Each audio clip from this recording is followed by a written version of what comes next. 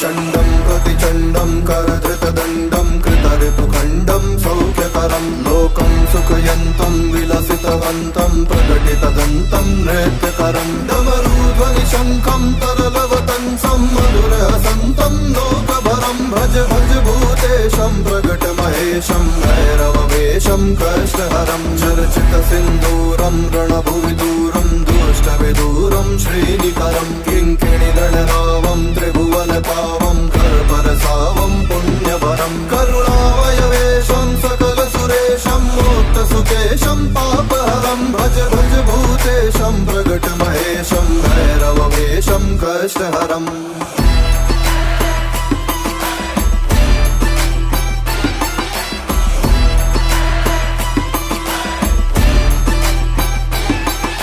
कलिमलसंहारं मदनविहारं फणिपतिहारं